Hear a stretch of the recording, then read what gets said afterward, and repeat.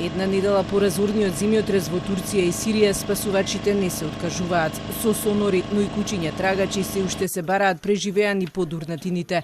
Утринава ја извлекоа 40-годишната Сибел Каја, која под бетонскиот притисок на петкатната зграда помина 174 часа.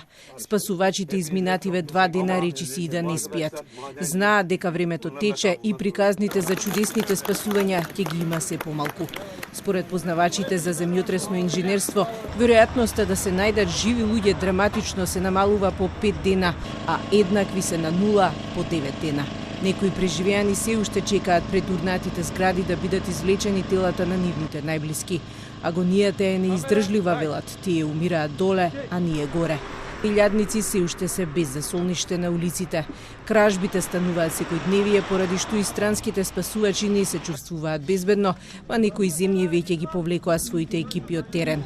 Милиони останаа без своите домови. Државата им нуди да се раселат, но сите немаат пари за нов живот. Dışında durumu iyi olanlar gidiyorlar. Biz garibanız, biz neyle gideceğiz abi? Doğrudur, devlet el atıyor bize diyor.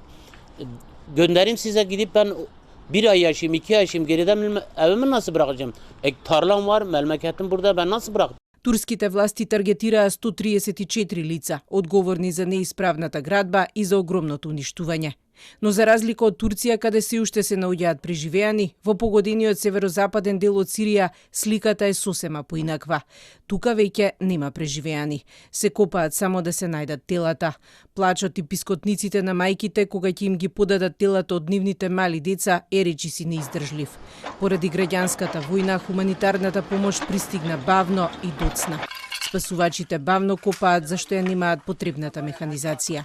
الدنيا كل الكرة الأرضية خذلت الشعب السوري.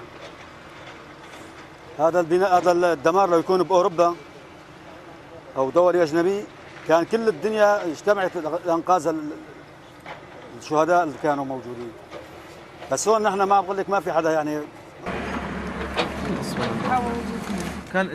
مين بده يساعدنا نحن؟ هاي بتركيا اجاهم كل شيء في مساعدات، جسر جوي اجاهم مشان نشيلوا عنده. نحن ما حدا اجا. في احكي له انه في ناس هذا الطفل ايش ذنبه؟ هذا يضل 4 أيام تحت التراب لنلاقيه. Помошта не може брзо да пристигне до Сирија, затоа што од Турција е отворен само еден премин, а се треба да помине преку Дамаск. Дека меѓународната заедница ја разочара Сирија во овие моменти признаваат и од Обединетите нации. Првите луѓе од светската организација утринава се сретнаа со председателот Башар ал-Асад.